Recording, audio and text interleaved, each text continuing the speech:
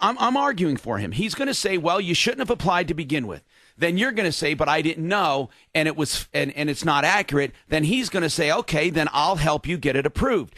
But no matter what, you're not getting a refund. That's one thing about Rich Wyatt. You will not get a refund, not for his gun classes, not for his store. That has been his policy, and he just won't move on it.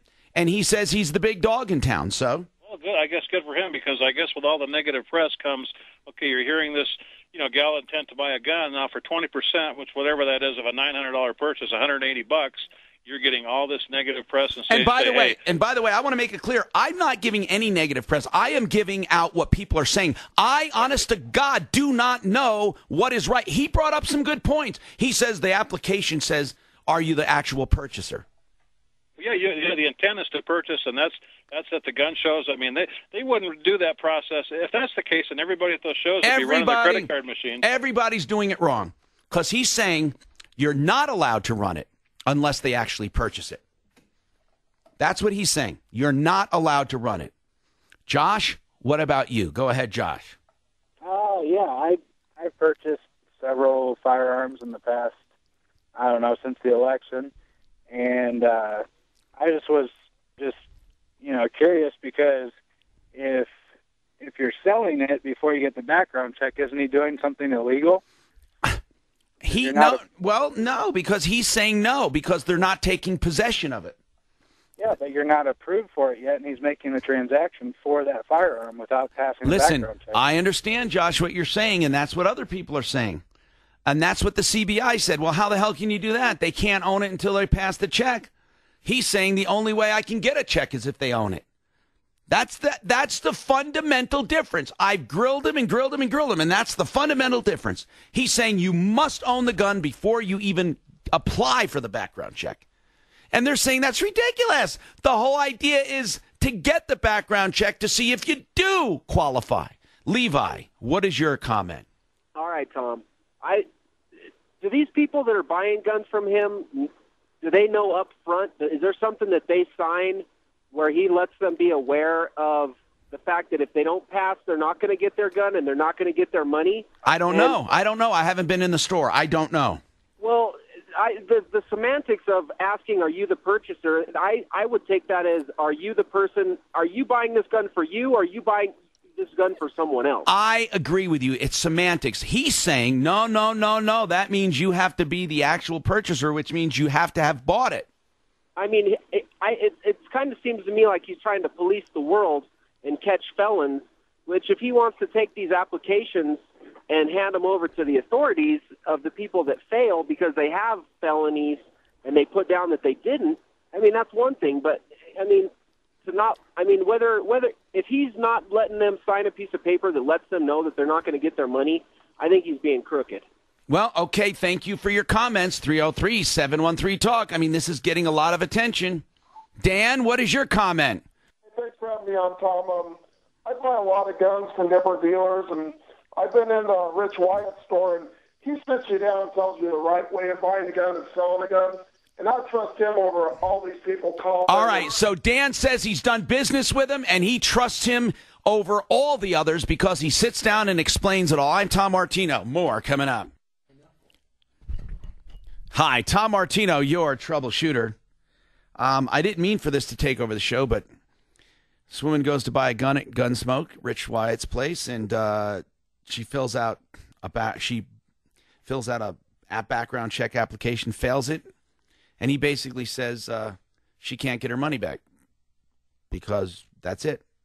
It's not his fault she didn't pass. He said if it was false, he would try to get her to get the background check corrected. He did say that. Or he would sell it for her, the gun, because she owns it now. And he'd sell it for a 20% commission. So the bottom line here is it got to be talking about the purchase. And Rich said, in every gun purchase at his store, he sells the gun to you first. You own it. Then you apply for a background check to see if you can possess it. If you cannot possess it, he keeps that, and he keeps your money. And he will sell the gun for you if you want him to. So other people, other dealers, and CBI people are saying that's not the way it was designed. First, you're supposed to do the background check, then consummate the transaction. But Rich says, nope. The way the law is, it reads, you must be the purchaser in order to apply for a background check. And does he have a point? Ben's got a comment. Go ahead, Ben. Welcome. Hi, Tom. Hi, Ben. There's a couple things I think that might be worth pointing out, and I think the way Rich does it is kind of irregular. But for instance, if I am a gun collector, yes, and I see a gun out of state that I really like, like a collector type rifle or whatever, I have to have that shipped to an FFL. The people aren't going to ship it to me until I purchase it, whether it's through a credit card or a check or whatever, wire transfer. Rich or any other FFL receives it, and then I take the background check, and if I don't pass, he can't give me the rifle even though I bought it. What do you do with it? That's a good question. And the seller out of state is under no obligation to give me my money back. So do you think... Is it just going to sit at his shop? Well, no, I'm asking you. Do you think the way he does it is right at Gunsmoke? I think the way he does it is not the norm, but I'm not necessarily thinking that it's wrong, because there are other situations where that's exactly how it works. I understand what you're saying. I don't know. That's my answer. I don't know. And we're still exploring it. I'm Tom Martino. Topic going on that started in the first hour. It started actually yesterday, where a woman went to Gunsmoke. And by the way, it's gone far beyond that transaction, but she went to Gunsmoke to buy a gun. Paid $800 on her credit card. They did a background check. She failed because she had a restraining order in her past. She had thought it was long taken care of. So Gunsmoke says, well, you don't get your money back and you don't get your gun.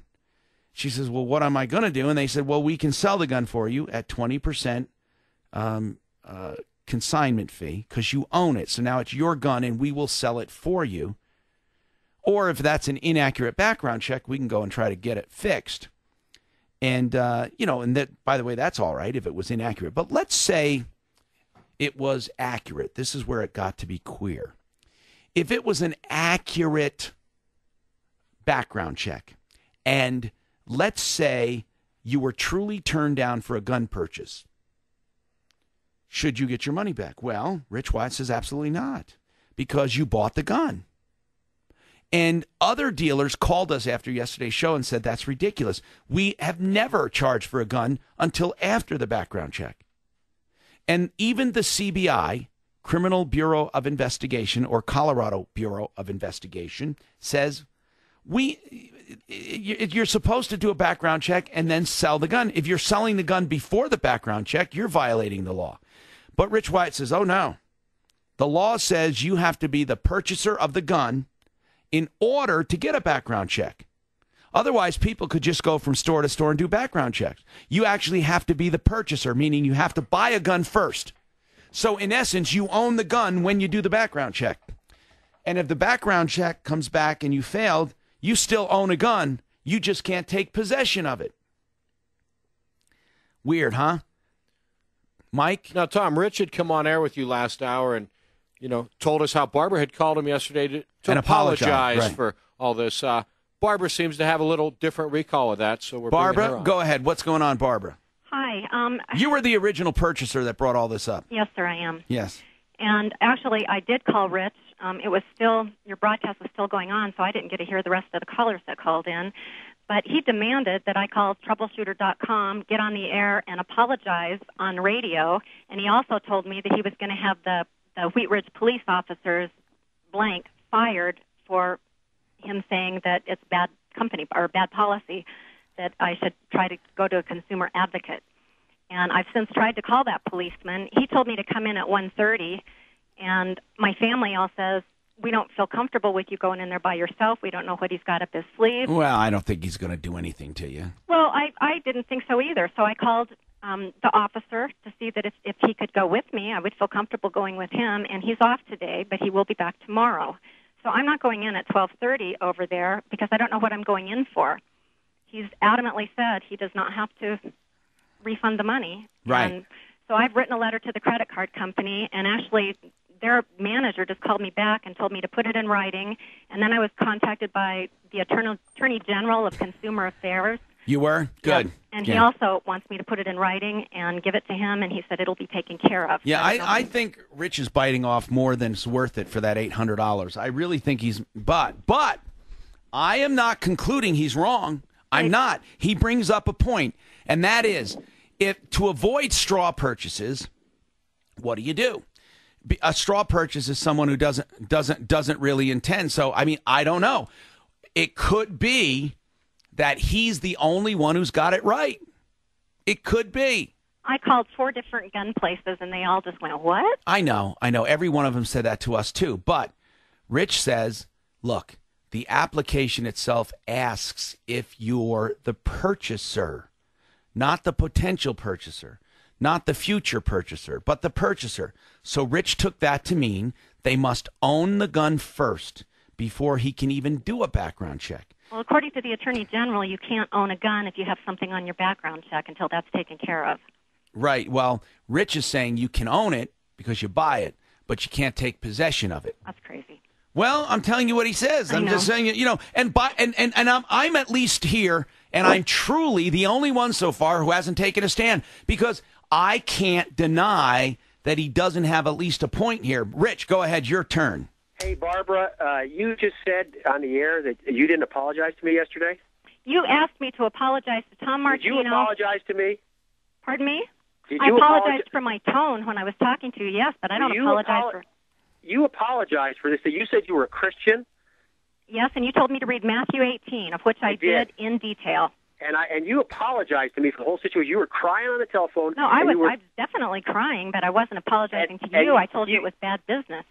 You did not. You apologized. You said you were coming here at 12:30, which is also a lie. Rich, I got to tell you something seriously. Yeah. I'm not taking a stand on this particular. I know you're not, Tom. As far as the legality of this transaction, but Rich, honest to God, you need to read Tom 3:16, and that says whether you're right or wrong, when you're an ass, no one ever likes you, and you always seem to be an ass. You really do. You have to call me an ass. Because, I've never been an ass to you.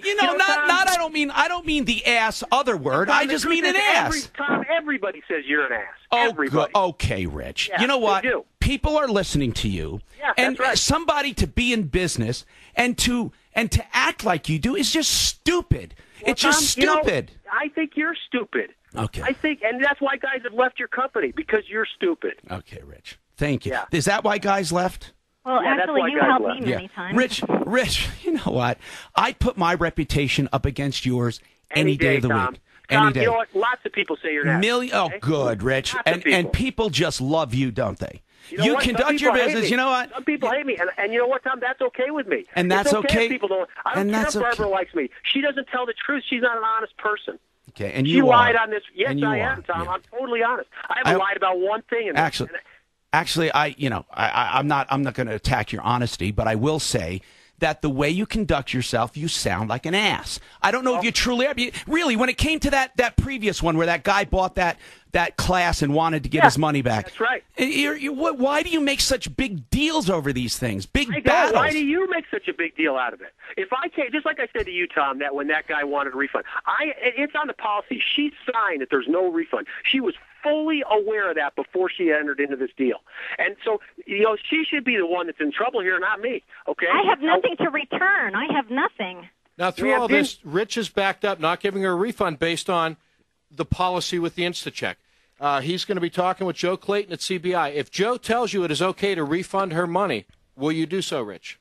She signed a document, Mike, that said all sales... He's not going to let that money go. Rich Wyatt will never let a dime go because he says I'm an ass. That's not true. I say he's an ass. CBI says it wouldn't stand in court.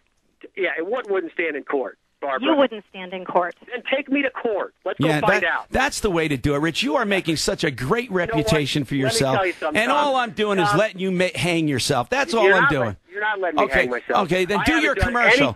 Do your commercial. Rich Wyatt, the great guy at Gunsmoke. Go see him. We have the best gun shop in the state of Colorado. We offer the best concealed weapons class in the state of Colorado. That's why we're the busiest. That's why we do more in students than anybody else, all the other people in the state combined. And everyone else is wrong, and you're the only one right. You know what, Tom? I don't know. I honestly don't know. I am doing what CBI told I don't know.